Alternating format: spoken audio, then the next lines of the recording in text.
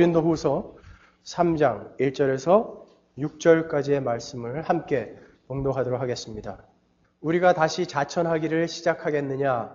우리가 어찌 어떤 사람처럼 천거설을 너희에게 붙이거나 혹 너희에게 맞거나 할 필요가 있느냐? 너희가 우리의 편지라 우리 마음에 썼고 무사람이 알고 읽는 바라. 너희는 우리로 말미암아 나타난 그리스도의 편지니 이는 먹으로 쓴 것이 아니요 오직 살아계신 하나님의 영으로 한 것이며 또 돌비에 쓴 것이 아니요 오직 육의 신비에 한 것이라. 우리가 그리스도로 말미암아 하나님을 향하여 이 같은 확신이 있으니 우리가 무슨 일이든지 우리에게서 난 것 같이 생각하여 스스로 만족할 것이 아니니 우리의 만족은 오직 하나님께로서 났느니라. 저가 또 우리로 새 언약의 일꾼 되기에 만족해 하셨으니 의문으로 하지 아니하고 오직 영으로 함이니 의문은 죽이는 것이요 영은 살리는 것임이니라. 정죄의 직분도 영광이 있은즉 의의 직분은 영광이 더욱 넘치리라. 아멘. 자, 우리가 주일날은 우리 그리스도인들은 과연 무엇을 믿고 있는가? 오늘날 기독교는 과연 무엇을 믿고 있는가에 관해서 살펴보고 있습니다. 그래서 주제 설교, 제목 설교를 하고 있습니다. 오늘은 구약과 신약, 우리가 갖고 있는 성경책이 구약과 신약으로 되어 있잖아요. 그 구약과 신약은 과연 무엇인가? 성경은 이 구약과 신약이라는 이 이름이 이야기하듯이 구약이라는 게 뭐예요? 옛 언약이라는 거죠. 신약이라는 건 뭐죠? 새 언약이라는 거예요. 옛날 약속, 새로운 약속이라는 거거든요. 그래서 성경 전체에는 이 언약이라는 말이 292번이나 나와요. 그리고 약속이라는 말이 66번이나 나온다고요. 이 구약과 이 신약, 이 구약과 신약, 이 성경은 창세기부터 계시록까지 언약으로 시작해서 언약으로 끝난다고요. 하나님은 계속 우리에게 언약을 하시고 그 언약을 어떻게 하나님이 신실하게 지켜나가시는지, 우리 인간은 어떻게 열심히 그 언약을 깨는지에 관해서 이야기해 놓은 것이 바로 성경이라는 거예요. 그래서 이 구약과 이 신약, 여기에 대해서 우리가 밝히 확인하고 있지 않고 정의하고 있지 않으면 우리는 성경을 이해할 수 없다는 것입니다. 그 많은 분량의 구약은 과연 어떠한 것에 대한 내용을 기록하고 있는 것인가? 그리고 신약은 무엇을 기록하고 있는 것인가? 그리고 그 구약과 신약은 어떠한 관계를 갖고 있는 것인가? 그리고 사람들은 이야기하기를 구약은 영화의 화면이고 신약은 그 영화를 설명하는 자막이라고 하는데 그 이야기는 과연 무엇을 이야기하는 것일까? 그리고 구약과 신약은 다 일관성을 가지고 어떠한 한 주제를 설명하고 있다고 하는데 그 주제는 뭘까? 이 구약과 신약은 어떤 한 가지 주제를 설명하고 있어요. 왜냐하면 구약과 신약, 구약이 39권, 신약이 27권, 총 66권이지만 성경은 단 한 권이란 말이에요. 어떤 사람이 책을 쓸 때 그 한 권의 책에 여러 가지 주제를 막 넣고 쓰는 것은 그런 산문이라고 그러죠. 이 성경은 그런 산문이 아니라 한 가지 주제를 가지고 그 한 가지를 이야기하고 있는 책이란 말이에요. 그래서 과연 이 구약과 신약, 창세기부터 계시록은 어떠한 이야기를 일관성 있게 설명하고 있는 것일까? 자, 먼저 성경이 말하는 옛 언약, 구약이 무엇인지 짚고 넘어가도록 하겠습니다. 우리 구약 전체를 흐르고 있는 그 내용, 그 주제가 무엇인지 예레미야 11장 1절에서 4절로 갑니다. 여호와께로부터 예레미야에게 임한 말씀이라. 가라사대 너희는 이 언약의 말을 듣고 유다인과 예루살렘 거민에게 고하라. 그들에게 이르기를 이스라엘의 하나님 여호와께서 이같이 말씀하시되 이 언약의 말을 좇지 않는 자는 저주를 받을 것이니라. 이 언약은 내가 너희 열조를 쇠풀무 애굽 땅에서 이끌어내던 날에 그들에게 명한 것이라. 곧 내가 이르기를 너희는 나의 목소리를 청종하고 나의 모든 명령을 좇아 행하라. 그리하면 너희는 내 백성이 되겠고 나는 너희 하나님이 되리라. 구약 전체에 흐르는 이 내용, 주제는 나는 너희 하나님이 될 것이고 너희는 내 백성이 될 것이다 예요. 근데 조건이 있어요. 무슨 조건이냐면은 지금 여러분들이 읽으셨듯이 니들이 내 말을 듣고 내 말을 청종하여 행하면 내가 너의 하나님이 될 것이고 너는 나의 백성이 될 것이다 예요. 조건이 있단 말이에요. 그렇기 때문에 이 율법 아래에 놓여 있는 그러한 하나님의 언약을 우리가 구약이다. 옛 언약이다. 이렇게 이야기하는 거예요. 옛 언약이 뭐라고요? 하나님의 이 율법 아래에 있는 하나님의 언약. 지키면 살고 안 지키면 죽는다. 이게 바로 옛 언약, 구약이란 말이에요. 그러면 새 언약은 뭔가 살펴보겠습니다. 히브리서 8장 7절로 갑니다. 저 첫 언약이 무흠하였다면 둘째 것을 요구할 일이 없었으려니와 저희를 허물하여 일렀으되 주께서 가라사대 볼지어다 날이 이르리니 내가 이스라엘 집과 유다 집으로 새 언약을 세우리라. 또 주께서 가라사대 내가 저희 열조들의 손을 잡고 애굽 땅에서 인도하여 내던 날에 저희와 세운 언약과 같지 아니하도다. 저희는 내 언약 안에 머물러 있지 아니하므로 내가 저희를 돌아보지 아니하였노라. 또 주께서 가라사대 그날 후에 내가 이스라엘 집으로 세울 언약이 이것이니 내 법을 저희 생각에 두고 저희 마음에 이것을 기록하리라. 나는 저희에게 하나님이 되고 저희는 내게 백성이 되리라. 내가 저희의 불의를 긍휼히 여기고 저희 죄를 다시 기억하지 아니하리라 하셨느니라. 새 언약이라 말씀하셨음에 첫 것은 낡아지게 하신 것이니 낡아지고 쇠하는 것은 없어져 가는 것이니라. 아까 옛 언약은 어땠어요? 열조들의 손을 잡고 애굽 땅에서 인도하여 내던 날에 너희와 세운 언약이다 그랬죠? 그런데 지금 새 언약에서는 열조들의 손을 잡고 애굽 땅에서 인도하여 내던 날에 저희와 세운 언약과 같지 아니하다 그래요. 그 옛 언약은 내 말을 듣고 청종하여 지키면 너희들은 내 백성이 되고 나는 너의 하나님이 되리라 라는 율법 아래의 언약이었는데 이 새 언약은 너희들이 내가 남편이 되어서 애굽에서 끌고 나왔는데도 불구하고 너희들이 이렇게 계속 내 언약을 깨므로 이제는 내가 그때 세운 그 언약과 같지 않게 내가 너희들 안으로 직접 뚫고 들어가서 그 법을 새겨놓겠다는 거예요. 내가 너희들에게 율법을 주어서 십계명을 주어서 지켜라 했더니 하나도 안 지켰기 때문에 너희들은 이제 알았지 너희들은 못 지키는 자들이다. 그렇기 때문에 내가 이제는 너희들을 뚫고 들어가서 너희들을 율법을 지킨 자로 만들어 놓겠다는 게 바로 새 언약이란 말이에요. 새 언약. 그게 신약이에요. 신약. 그런데 우리가 읽었던 히브리서 8장 7절을 보면 그 옛 언약, 첫 언약이 무흠하였다면 그런다고요. 무흠하였다면이라는 것은 흠이 없었다면이란 뜻이에요. 그러니까 흠이 있다는 말이에요. 첫 언약이. 그런데 그 첫 언약도 하나님이 하신 말씀인데 어떻게 흠이 있냔 말이에요. 그거는 있을 수가 없는 일이지 않습니까? 어떻게 하나님의 말씀에 하나님의 언약에 흠이 있어요. 흠이 있기 때문에 내가 새 언약을 세운다 그러잖아요. 그것은 조금 있다가 살펴보자고요. 여러분이 이런 질문들을 자꾸 꺼내 놓으셔야 돼요. 이렇게 옛 언약은 율법 아래에 있는 그러한 언약이고 새 언약은 그들이 조금도 달라진 것도 없고 그 법이 없어진 것도 아닌데도 불구하고 하나님이 어떠한 한 무리를 뚫고 들어가서 살려놓으신다는 것, 그것이 새 언약이란 말이에요. 그러니까 그것을 우리는 은혜라고 하는 거예요. 그래서 구약은 율법이다라고 하고 신약은 은혜라고 하는 거예요. 여러분들 어디서 많이 듣던 이야기인데 여러분 정리가 잘 안 되셨을 거예요. 그러니까 오늘 잘 정리하고 가시란 말이에요. 구약은 율법이다. 신약은 은혜다라고 이야기하는 거예요. 그러니까 법은 그대로 있어요. 지키면 살고 안 지키면 죽는다. 그 법은 없어지지 않고 있는 거예요. 그대로 있는데 어떠한 한 무리에게는 그것이 누군가 대신해서 그 하나님이 지키라 하는 율법을 다 지켜내 주시고 그것을 그 무리에게 전가시켜 주었기 때문에 그들이 살아나게 되는 것, 그것을 신약이다 하는 거예요. 여기서 여러분들이 잊지 말아야 할 것은 하나님이 어떤 옛 언약을 세워놓고 야 지키면 살고 안 지키면 죽는다 그랬는데 계속 다 실패하니까 야 내가 얘네들을 참 잘못 판단했구나. 그럼 이거 없던 걸로 하자. 그리고 새로 언약을 세운다. 그게 아니란 말이에요. 성경은. 이 언약은 그대로 있어요. 그대로 가고 있어요. 그래서 그 언약 아래에 있는 사람은 다 죽어야 되죠. 못 지키니까. 그런데 어떤 한 무리는 하나님이 뚫고 들어가서 그 법을 새겨놨단 말이에요. 그 마음에. 그래놓고 너는 지킨 자다라고 이야기해 주시는 것. 그것을 신약이다라고 하는 거예요. 이 기본을 여러분들이 갖고 오늘의 본문을 한번 풀어보자는 거예요.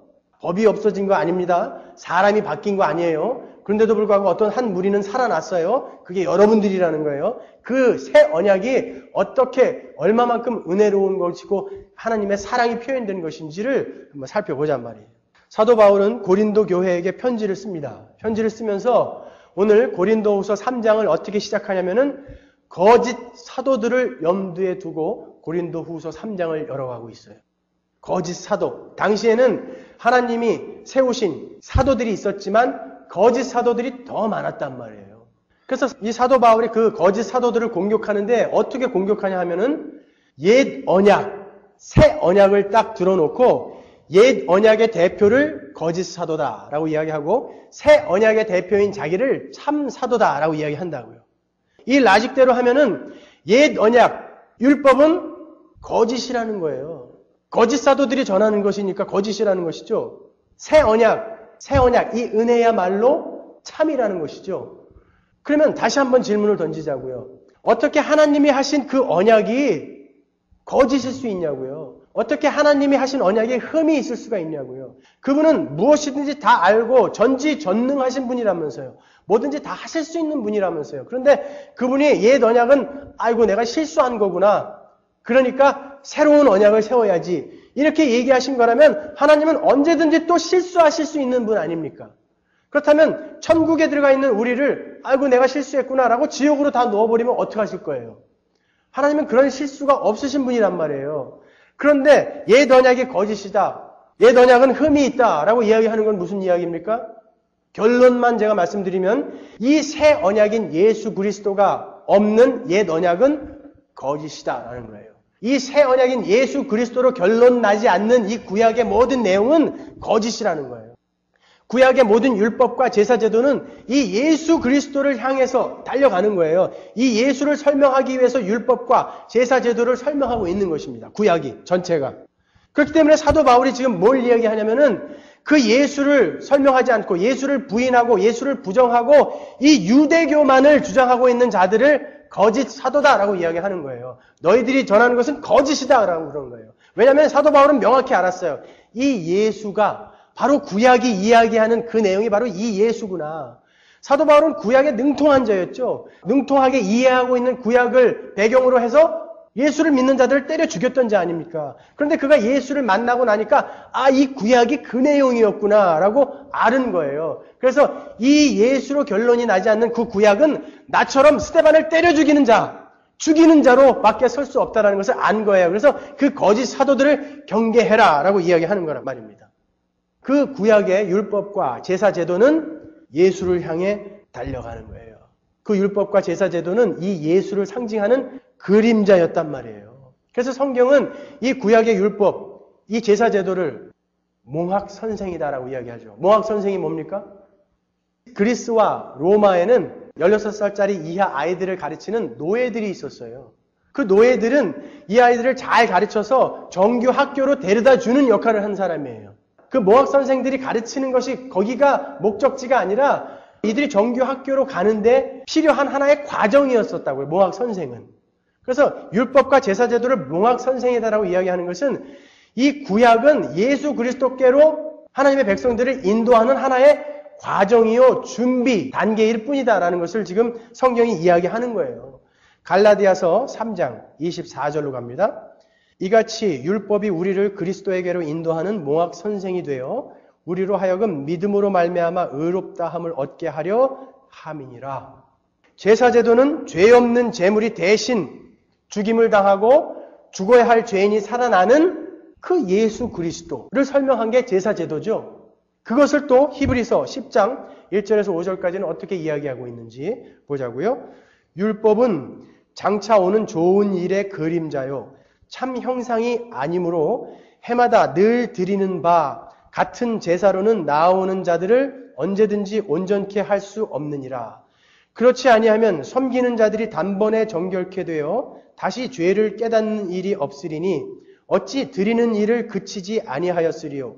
그러나 이 제사들은 해마다 죄를 생각하게 하는 것이 있나니 이는 황소와 염소의 피가 능히 죄를 없이 하지 못함이라. 그러므로 세상에 임하실 때에 가라사대 하나님이 제사와 예물을 원치 아니하시고 오직 나를 위하여 한 몸을 예비하셨도다. 율법은 제사제도는 예수 그리스도의 그림자요 참 형상이 아니다라고 그러잖아요. 하나님이 이렇게 새 언약을 위해서 옛 언약, 구약을 준비하신 거예요. 예수 그리스도로 인해서 우리에게 주어질 그 은혜를 설명해 주시고 이해시켜 주시기 위해서 구약을 준비하신 것입니다.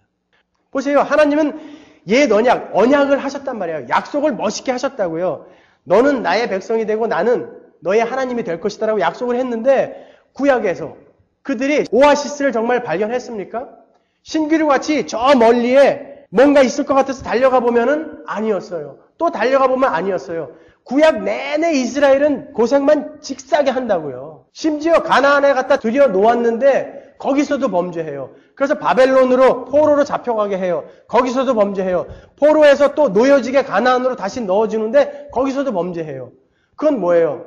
구약의 그 율법과 제사제도는 그들을 안식으로 데려다 줄 수 없더라라는 것을 구약에서는 일관성 있게 설명하고 있는 거예요.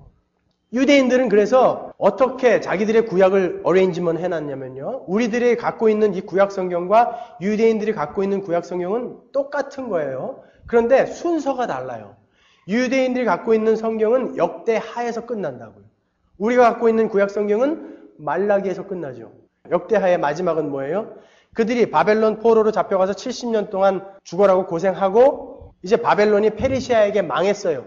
그래서 그 페르시아 왕으로 고레스라는 사람이 즉위를 했는데 그가 이 이스라엘 백성들을 놓아준다고요. 가서 성전 지어라.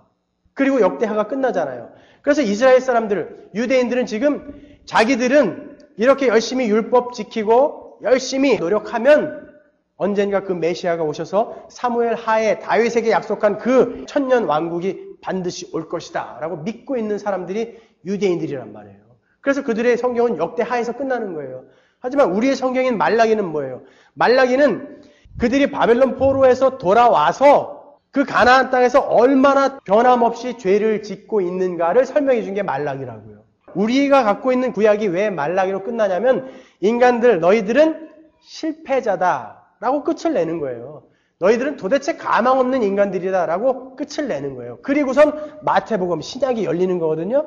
근데 유대인들은 신약을 인정하지 않으니까 예수를 인정하지 않기 때문에 그 구약의 율법만 갖고 있어요. 그래서 고생진탕하고 있어요. 오늘도 그들은 안식을 지켜야 하고 오늘도 그들은 돼지고기 먹으면 안 되고 오늘도 그들은 열심히 일주일에 2번씩 금식하고 계속 경건한 삶을 살아내고 있어요. 메시아가 오셔서 우리를 구원하실 거야.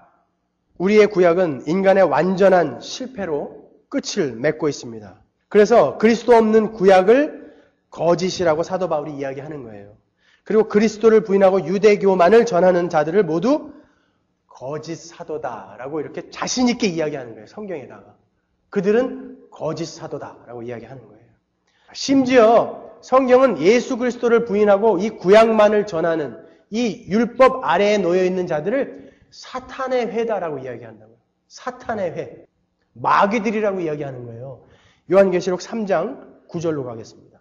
보라, 사단의 회, 곧 자칭 유대인이라 하나 그렇지 않고 거짓말하는 자들 중에서 며칠 내게 주어 저희로 와서 내 발 앞에 절하게 하고 내가 너를 사랑하는 줄을 알게 하리라. 사탄의 회라고 그래요. 예수로 결론이 나지 않는 구약만을 이야기하는 자들을 사탄의 회라고 이야기한다고요. 고린도 교회에 침투해서 옛 언약의 우월성을 주장하는 자들을 가르쳐서 사도 바울이 거짓 사도다. 너희들은 사탄의 회다라고 이야기한다고요. 이 새 언약은 바로 이 옛 언약의 성취인 거예요. 이 옛 언약은 그 자체로 목적이 아니라 그 자체로 결론이 아니라 이 새 언약을 설명하기 위해 준비되어진 부연 설명하고 있는 게 바로 옛 언약이라고요. 이 옛 언약의 궁극적인 목적지가 바로 새 언약이라는 거예요. 그러니까 예수를 설명하기 위해서 성경은 창세기부터 달려가고 있는 거예요.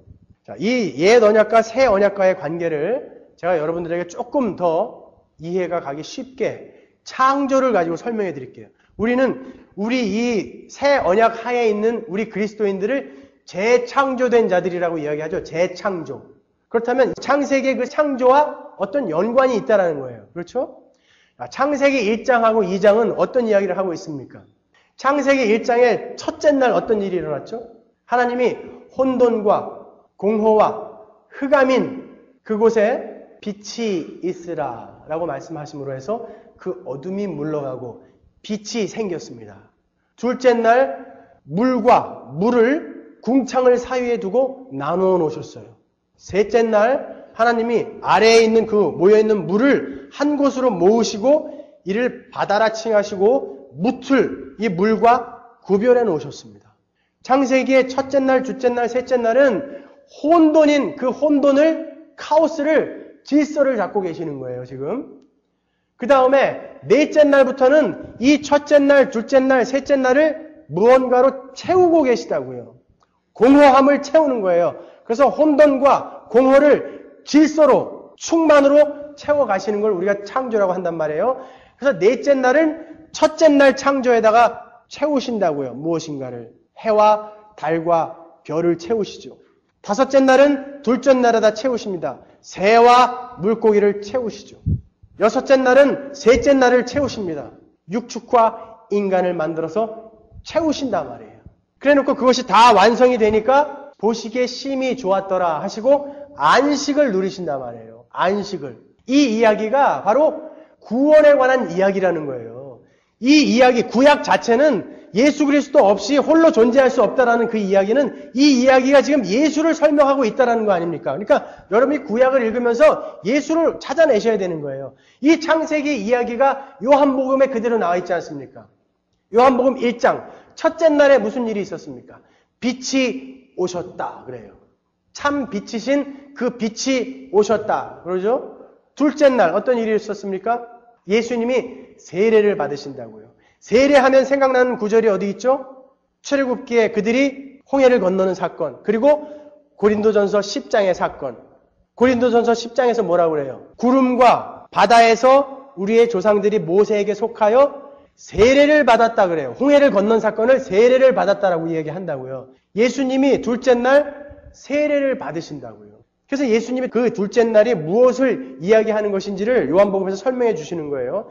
셋째 날 어떤 일이 있었습니까? 예수님이 요한복음에서 창세기의 셋째 날에는 물과 묻이 갈라지죠. 물은 뭐예요? 저주와 심판을 상징하는 거라고요.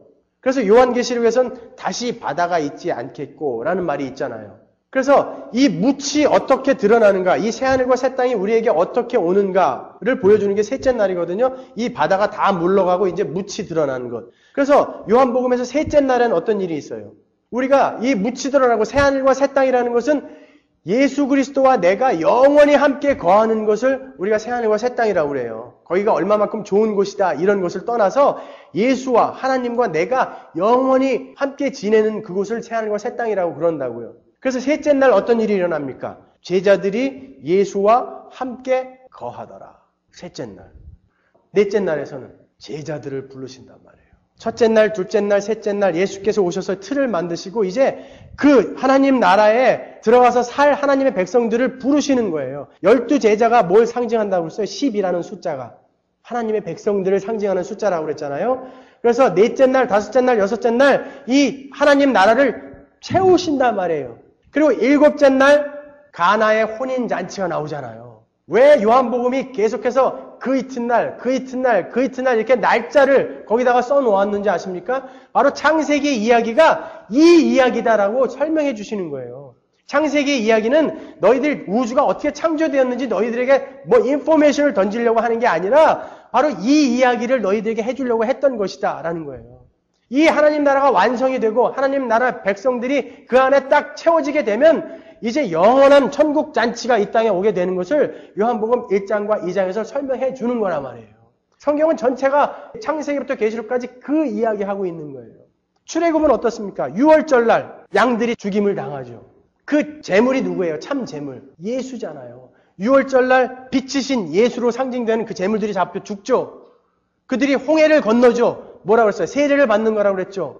그 다음에 광야에서 어떤 일이 일어납니까? 하나님과 함께 그들이 거합니다. 하나님과 함께 거하면서 하나님이 그들을 앞서거니 뒤서거니 구름기둥, 불기둥이 되셔서 끌고 가시잖아요. 그러면서 만나와 메추라기와 물로 생수로 그들을 먹여 살리시죠. 그리고 나서 놋뱀 사건이 있어요. 다 죽어야 할 인간들을 저주의 놋뱀을 세워서 그 놋뱀을 본 자들은 살게 하신다고요. 십자가란 말이에요. 그래놓고 그들을 가나안으로 데리고 간다고. 창세기에 그 이야기가 동일하게 지금 출애굽의 사건에 나타나고 있어요. 성막은 어떻습니까? 성막도 성막 문을 열고 들어가면 번제단이 있죠. 재물이 태워져 죽는 곳이에요. 참 재물은 누구라고 그랬어요? 예수 그리스도. 빛이에요. 창세기 첫째 날. 그리고 나서 뭐가 있어요? 물두멍. 물두멍은 뭐예요? 놋그릇 위에 물이 있는 거거든요. 성경은 하늘을 놋그릇을 망치로 펴는 듯한 그러한 표현을 쓴다고요. 하늘 위에 물이 놓여 있는 게 뭐예요? 창세기 둘째 날 궁창 위에 물이 있는 거. 그걸 뚫고 들어가야 하나님을 만날 수 있는 거예요. 그걸 지나야 성소로 들어가서 하나님을 볼 수 있는 거예요. 성소 안에는 뭐가 있습니까? 만나를 상징하는 떡상, 불기둥을 상징하는 촛대, 구름기둥을 상징하는 향단이 있잖아요. 그리고 거기를 지나야 하나님을 만나는 거예요. 거기엔 뭐가 있습니까? 피를 부어야 죄인들이 살아나는 것. 법궤 안에는 인간의 실수인 아론의 쌍난 지팡이, 십계명 돌판, 그리고 만나 항아리가 들어있잖아요. 인간의 실수란 말이에요. 실패. 거기에다가 예수 그리스도의 피를 부어서 은혜가 우리에게 허락이 되어지는 시은좌. 그게 지성소 아닙니까? 십자가란 말이에요. 다 똑같이 예수 그리스도만 이야기하고 있는 거예요. 창세기부터 계시록까지. 그러니까 이 구약은 이 예수를 설명하기 위해서 지금 계속해서 하나님이 더 자세히, 더 이해하기 쉽게 계속 설명해 주시고 있는 거예요. 고린도후서 4장 6절 보십시오. 어두운 데서 빛이 비추리라 하시던 그 하나님께서 예수 그리스도의 얼굴에 있는 하나님의 영광을 아는 빛을 우리 마음에 비추셨느니라. 창세기에서 어두운 데서 빛이 있으라 하시던 그 하나님께서 예수 그리스도의 얼굴에 있는 하나님의 영광을 아는 빛을 우리 마음에 비추셨느니라. 이 빛을 비추시기 위해 창세기에 빛이 있으라가 있었던 거란 말이에요. 그래서 이 창세기에 뭐가 있습니까? 에덴에 강이 있죠. 계시록에는 새하늘과 새 땅에 강이 있습니까? 강이 있죠. 창세기 에덴 동산에 생명나무가 있죠. 계시록에 생명나무 있습니까? 있죠. 창세기에서는 아담과 하와가 혼인을 하죠. 계시록에서는 교회와 예수 그리스도가 혼인을 하죠. 어린 양의 혼인잔치. 그렇죠? 근데 에덴 동산에는 있고 계시록에는 없는 게 하나 있어요. 뭐예요? 선악과가 없어요. Probation is over. Probation은 끝나는 거예요. 끝난 거예요. 왜 probation이 끝났습니까? 예수님이 그 시험을 이기고 over, 끝내버리셨단 말이에요. 그래서 요한계시록에는 그 새하늘과 새 땅에는 선악과가 없어요. 이 창세기에서 아담과 하와가 결혼하는 것, 그것은 이 요한계시록의 교회와 예수 그리스도가 어떻게 결혼하고 살아갈 것인지를 설명해 주는 거예요. 하와가 어떻게 창조가 됩니까? 아담이 누워서 자고 그 갈비뼈가 뽑혀져서 그 갈비뼈로 여자가 탄생되죠. 성경에서는 이 잠잔다라는 것이 무엇을 메타포하고 있는 거예요? 죽음. 남자가 예수 그리스도로 상징되는 그 남자가 죽고 옆구리에서 피와 물을 다 쏟아내야 그 고통을 겪어야 여자인 교회, 그 생명이 탄생된다라는 것을 설명해 주는 거예요. 그래놓고 남자가 부모를 떠나 여자와 한 몸을 이룰지라라고 하나님이 말씀하시잖아요. 아담이 부모가 어디 있었어요? 그런데 왜 그렇게 설명해 놓으시냐 말이에요. 그 이야기는 지금 예수 그리스도와 교회의 이야기를 하고 있는 거다라는 거예요. 부모인 하나님을 떠나 이 땅에 내려오셔서 우리와 한 몸이 되셔서 우리를 구원해내신 예수의 이야기, 그 이야기가 바로 이 창세기의 이야기란 말이에요. 그러니까 창세기는 예수님을 설명하는 거예요. 이 구약은, 율법은, 제사제도는 예수를 향해 달리지 않으면 그건 아무짝에도 쓸모없는, 그건 동화거리도 안 되는 거예요, 그거는. 그래서 우리가 믿는 기독교는 이름이 기독교입니다. 크라이스트교. 예수가 없으면 말짱 허당이에요, 우리가 믿는 건. 그런데도 불구하고 이 시대에 참 목자라고 하는 사람들이 어찌 예수만이 하늘에 이르는 길이겠느냐, 어찌 예수만이 산에 오르는 길이겠느냐 라고 가르친다고요. 그 사람들은 도대체 어떤 성경을 보고 있는 거예요? 계시록의 그 새하늘과 새 땅을 딱 그려놓고 하나님은 창세기부터 출발하신 거예요. 창세기에서 창조를 해놓고 보니까 이 인간들이 계속 실패해갖고 어찌어찌 하다 보니까 여기까지 가게 되는 게 아니라 계시록을 딱 목적지로 삼아놓고 그 그림을 그려놓고 창세기에 빛이 있으라부터 출발하는 거예요. 그래서 그 게알디스 버스는 이런 이야기를 합니다. Eschatology precedes soteriology 이렇게 이야기한다고. Eschatology precedes soteriology. 종말론이 이 구원의 계획을 앞선다는 거예요. 이게 먼저 있었고 하나님의 계획 속에는 이게 먼저 있었고 여기서부터 이제 창조부터 구원까지 계속 이 그림을 향해 가는 거라는 거예요. 그게 성경이라고요. 그 컨셉을 갖고 있지 않으면 성경은 도대체 이해할 수가 없다고요. 그래서 창세기의 그 창조는 아주 불완전한 모습을 보여준다고요. 빛이 있으라 했는데 어둠이 같이 공존해요. 그죠? 그래서 어둠을 밤이라 하고 빛을 낮이라 한다고 그러잖아요. 둘째 날에는요. 이 궁창이 뚫려야 하나님을 만날 수 있는데 궁창이 여전히 있고 물이 막고 있다고요. 셋째 날은요. 이 바다가 다 물러가야 이 묻이 드러나야 거기가 하늘과 새 땅인데 아직 바다가 있다고요. 이 어둠이 어떻게 물러나며 이 궁창이 어떻게 예수 그리스도를 말미암아 뚫리며 이 바다가 어떻게 물러가는지를 보여주는 게 성경이란 말이에요. 뻘거벗은 아담이 어떻게 의의 흰옷을 입은 하나님의 백성으로 되어져 가느냐. 그 죄인인 아담이, 그 부끄러운 아담이 어떻게 옷을 입는가를 보여주는 게 구약과 신약이라는 말이에요. 그래서 이건 따로 떨어뜨려 놓고는 우리가 생각할 수도 없는 거예요. 따로 떨어뜨려 놓고는 우리가 이해할 수가 없어요. 신약만 가지고 구약을 이해할 수 없고 구약만 가지고 신약을 이해할 수 없어요. 이 성경은 그래서 같이 붙어 있어야 하는 거예요. 그래서 구약의 이야기는 영화의 화면이라고 하고 신약은 자막이라고 하는 거예요. 아, 그 이야기였구나 이렇게 말이에요. 아담은 무죄한 자였지만 able to sin, 죄를 지을 수 있는 자였어요. 그죠? 그러니까 죄를 지었잖아요. 이 able to sin에서 죄를 짓고 나니까 어떻게 됐어요? not able not to sin이 됐단 말이에요. 죄를 안 지을 수 없는 자가 돼버렸어요. 그게 구원받지 못한 세상 사람들이에요. 그들은 토해내는 말도 다 죄고 행하는 일이 모두 다 죄예요. 그런데 예수 그리스도 말미암아 구원받은 자들은 어떤 상태입니까? able not to sin. 죄를 안 지을 수도 있는 상태가 된 거예요. 우리가. 그래서 제가 말하는 게 노력하자라는 거예요. 우리는 죄를 안 지을 수 있는 상태가 되었으니까 노력해보자라는 거예요. 할 수 있는 존재가 된 거예요, 우리는. 그래서 예수가 다시 오셔서 그 구원이 완성되면 우리는 not able to sin이 되는 거예요. 죄를 절대 지을래야 지을 수 없는 자가 되어버리는 게 바로 이 하나님의 그 구원이 완성되었을 때 우리에게 주어지는 신분이란 말이에요. 그래서 성경은 아담, able to sin에서 not able to sin으로 어떻게 우리를 만들어가는가를 보여주는 게 창세기부터 계시록의 성경이란 말이에요. 거기에는 어떻게 하면 우리가 이 땅을 잘 먹고 잘 살 수 있을까? 어떻게 하면 우리가 이 땅에서 폼 한번 잡고 살아볼 수 있을까? 어떻게 하면 우리가 이 땅에서 교양 있게 존경받으면서 살아갈 수 있을까에 대한 내용은 한 줄도 기록되어 있지 않단 말입니다. 그냥 성경 한 절 딱 읽어놓고 여러분 우리가 착하게 잘 삽시다. 도덕적으로 윤리적으로 사람들에게 존경받으면서 그리스도의 푸른 계절을 이 땅에서 이루어봅시다. 그렇게 이야기하는 것은 가짜란 말이에요. 그러니까 이렇게 도덕적이고 인격적인 하나님으로부터 창조된 그러한 존재들은 반드시 그 프로베이션을 거쳐서 이 영화의 단계로 가게 돼 있는 거예요. 그래서 천사들도 이 프로베이션을 거쳤어요. 여러분 만약에 우리가 천국에 갔어요. 거기에는 천사들이 있을 거 아닙니까? 그죠?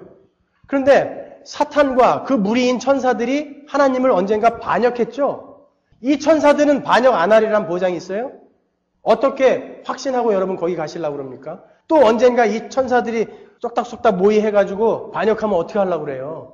Probation is over. 이 천사들도 이 프로베이션을 받았다고요. 이 시험을 받았다고요. 언제요? 사탄을 통해서. 그 사탄을 쫓아 그 유혹에 넘어간 자들은 지금 무저갱에 다 떨어져 있는 것이고 그 사탄과 한패가 되어 있는 것이고 그 유혹을 이긴 천사들만 남아있을 거 아니에요. 거기에. 그들은 not able to sin의 상태로 되어 있는 거예요. 우리가 그 상태로 가는 거예요. 이제. 그 천사들이 우리를 섬길 거라고요. 이제 영원히 죄를 지을 수 없는 그 존재들이 우리를 섬길 거예요. 우리도 not able to sin이 되어서 왕이 되어 그 나라를 다스릴 것이고요. 그게 성령이 이야기하고 있는 거예요. 그래서 우리는 안전하게 가는 거예요. 그래서 이 첫 창조는 새 창조의 준비 단계일 뿐이에요. 이건 아무것도 아니에요. 첫 창조는 임시적이며 낡아지고 부서질 것으로 만들어지죠.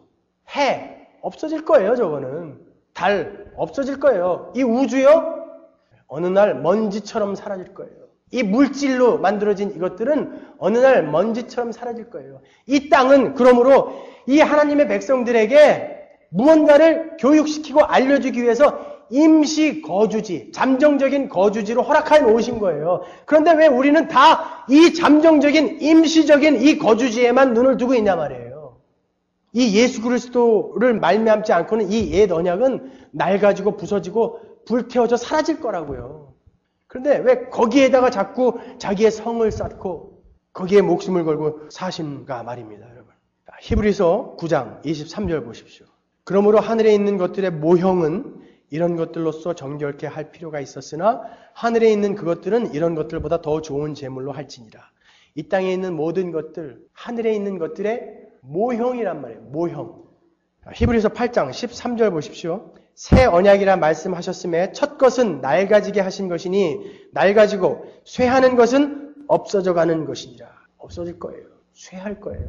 불태워져 없어질 것입니다. 하나님은 영적인 그 새 창조, 그 재창조, 그것을 목적으로 두시고 이 우주를 잠정적으로 만들어 놓으신 거예요. 하나님의 그 목적이, 그 계획이 달성되는 그날 이 잠정적으로 만들어 놓은 것은 없어져 버릴 거라고요. 창세기 8장 22절 보면 노아의 홍수 뒤에 하나님이 뭐라고 이야기하시냐면 이 땅이 있을 동안은 밤과 낮이 쉬지 않을 것이다 그러죠.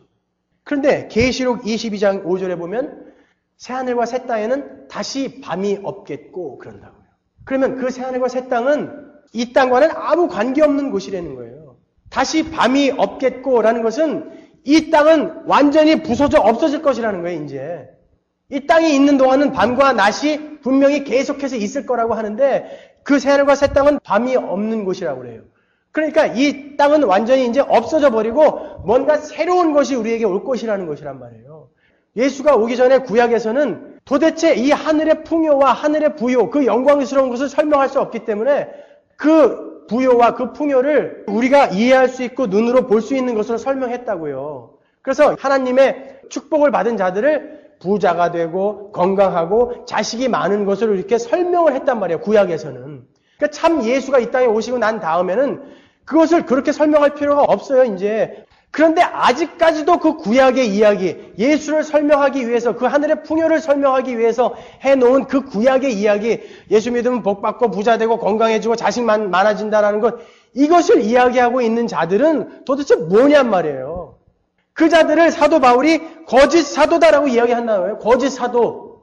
그 자들을 성경은 거짓 선지자다라고 이야기한다고요. 말세에는 많은 거짓 선지자들이 일어날 텐데 너희들 조심해라. 그들은 이러한 일을 할 것이다라고 선지서에 쭉 나와 있는 이야기가 바로 이 이야기예요. 다 타버릴 것, 없어질 것, 이제 쇠하여 버릴 것, 하나님을 동원해서 그것들을 얻게 해주겠다라고 이야기하는 자들을 거짓 선지자다 이렇게 이야기하고 있지 않습니까? 성경이요. 그래서 사도 바울은 율법을 상징하는 모세를 가르쳐서 죽음에 이르게 하는 직분이다 이렇게 이야기해요. 오늘 본문 보세요. 죽음에 이르게 하는 직분. 아니 모세가 유대인에게 어떤 존재인데 말이에요. 지금 유대인들은 그 모세 하나 믿고 있는데 모세를 죽음에 이르게 하는 직분이다 라고 이야기해요. 정죄의 직분이다 그래요. 그러면서 그 율법 아래에 있는 거짓 사도들을 공격하는 거예요. 지금 바울이. 율법이 뭡니까? 하나님의 법이에요. 선한 거예요. 나름대로 하나님의 뜻과 인격이 담겨져 있는 거라고요. 그런데 그 율법이 우리에게 주어지니까 우리는 지킬 능력이 없어요. 안 지키면 죽는데요. 우리는 그래서 그 율법으로 말미암아 다 죽을 수밖에 없게 된 존재들이란 말이에요. 그러니까 모세, 그 율법을 전하는 모세를 가르쳐서 죽음에 이르게 하는 직분이다 그래요. 기독교는 이 은혜를 전하는 거예요. 은혜. 우리가 하는 것이 아무것도 없는데 하나님이 뚫고 들어오셔서 우리를 이러한 존재로 만들어준 상태를 그 은혜를 전하는 게 기독교란 말이에요. 그래서 오늘 본문에서는 의문은 죽이는 것이요 영은 살리는 것이다 그런다고요. 의문이라는 게 뭐야? letter라는 뜻이거든요. 쓴 것, 율법을 이야기하는 거예요. 율법은 죽이는 것이고 성령으로 말미암아만 우리는 살아날 수 있다라는 것이죠. 그래서 십계명을 왜 돌판에다 적어주셨는지 아십니까? 우리 이 인간의 생명 없고 이 단단한 이 마음을 가르치는 거예요. 종이에다 적어주실 수도 있었어요. 그런데 왜 돌판에다 적어주셨을까요? 어떤 사람은 오래오래 간직하라고 주셨다고 하는데 그러면 왜 없어요 그게 지금? 그 이야기는 너희들의 마음이 이 죄인들의 마음이 바로 이 단단한 돌판과 같다라는 거예요. 보세요. 예레미야 17장 1절 보시면 유다의 죄는 금강석 끝 철필로 기록되되 그들의 마음판과 그들의 단뿔에 새겨졌거늘. 유대인들의 죄, 이 이스라엘의 죄는 금강석 다이아몬드 그 끝 철필로 기록될 만큼 단단한 죄인들의 마음이었다는 것이죠. 근데 그것을 하나님이 부드럽게 주물러가지고 새롭게 만들어 주시겠다는 거예요. 그래서 그 율법, 그 십계명은 우리에게 죽음의 율법이라는 거예요. 에스겔서 36장 26절 보세요. 그 딱딱한 죄인들의 마음을 어떻게 하나님이 만들어 주시겠다고 하시는지, 또 새 영을 너희 속에 두고, 성령이죠. 새 마음을 너희에게 주되 너희 육신에서 굳은 마음을 제하고 부드러운 마음을 줄 것이며, 또 내 신을 너희 속에 두어 너희로 내 율례를 행하게 하리니 너희가 내 규례를 지켜 행할지니라. 내가 너희 열조에게 준 땅에 너희가 거하여 내 백성이 되고 나는 너희 하나님이 되리라. 나는 너희 하나님이 되리라. 뭐가 달라졌어요, 이들이? 아무것도 달라진 게 없는데 그냥 하나님이 어떤 한 무리의 하나님의 백성에게, 그렇게 죽을 수밖에 없는 하나님의 백성, 그들에게 찾아가셔서 그 마음을 부드러운 마음으로 바꿔주시겠다는 거예요. 어떻게? 무슨 방법으로? 예수로 말미암아. 그 예수로 말미암아 우리의 마음을 바꿔주시겠다는 거예요. 그 예수의 마음으로 우리를 바꿔주시겠다는 거예요. 그 프로베이션을 예수에게 내리시고 그 예수가 다 이기고 그 예수의 열매를 우리에게 전가시켜 주겠다는 거예요. 그게 은혜라고요. 그게 성경이 이야기하는 새 언약이란 말이에요. 그것을 성경은 이렇게 확인하고 있습니다. 출애굽기 32장 26절 보시면 레위 자손이 모세의 말대로 행하매 이날에 백성 중에 3,000명 가량이 죽인 바 된지라. 이게 어느 때에 행해졌던 일이냐면은 모세의 10계명이 시내산으로부터 내려왔을 때예요. 내려오니까 그 아래 금송아지 만들어 놓고 이가 우리를 애굽에서 끌어낸 여호와다라고 잔치 벌리고 있었잖아요. 그러니까 모세가 그 10계명 돌판을 깨버리죠. 그리고 나서 하나님 편 나와라. 그러니까 레위인들이 딱 나왔어요. 돌아다니면서 친구, 이웃, 형제 다 죽여버려라 그런다고. 이문에서 저문까지 다 죽여버려라 그래요. 10계명 돌판 율법이 내려왔는데 죽음이 있단 말이에요. 3,000명이 죽었어요. 3,000명. 구약이 홀로 존재하면 이런 거예요. 우리에게 이렇게 무시무시한 결과를 갖다 주는 거예요. 그 율법만이 우리에게 주어졌다면. 이 모세가 시내산에서 율법을 받은 게 6월절로부터 50일 후라고요. 그날을 우리는 오순절이라고 그러죠. 신약에서 오순절날 어떤 일이 일어났습니까? 이 새 언약에서 약속한 성령, 새 영이 내려왔죠. 내려오고 나서 베드로가 설교를 하는데 몇 명이 돌아왔어요? 3,000명이 돌아왔단 말이에요. 이 명확한 대조를 여러분 아십니까? 이 구약, 이 율법, 이 옛 언약, 그것만 가지고는 우리는 죽을 수밖에 없는 거예요. 그런데 하나도 다를 바 없는 이 똑같은 죄인들, 이 죄인들에게는 그 하나님의 은혜가 임하니까, 그 영이 임하니까 3,000명이 살아나더라는 거예요. 이 원리를 아시겠어요? 이 이야기를 하기 위해서 창세기부터 달려가는 거예요. 예수를 향해서. 그게 성경인 것입니다. 그런데 도대체 이 시대의 교회에서 무엇을 가르치고 있는 것입니까?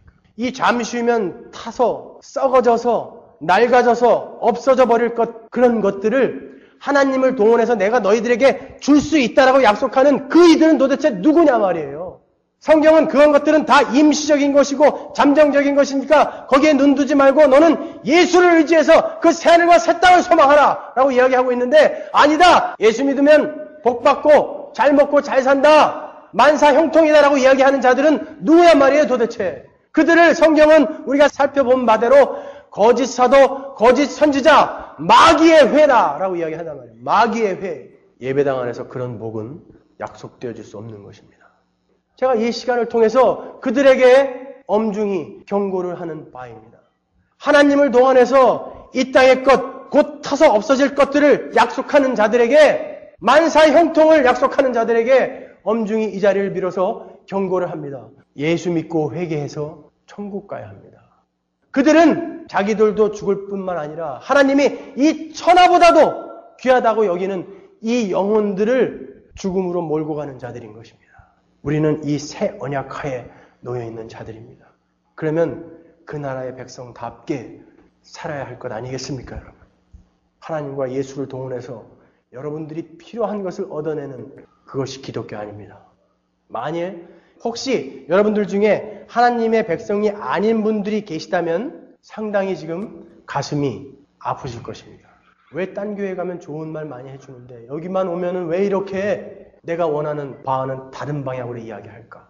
그분들은 우리와 같은 길을 가는 분 아닙니다. 그러니까 좋은 말 해주는 곳으로 가시면 돼요. 하지만 우리는 끝까지 이 땅에서 손잡고 어떠한 고난과 역경이 닥친다 할지라도 그 길을 갈 것입니다. 여러분이 무엇을 믿어야 하며 무엇을 믿고 있는지 다시 한번 생각해 보시죠. 그리고 여러분이 아직도 그 구약적인 것, 죽음에 이르게 하는 것, 그것을 믿고 있었다면 회개하십시오. 그리고 우리 예수께로 돌아오십시오. 기도하겠습니다.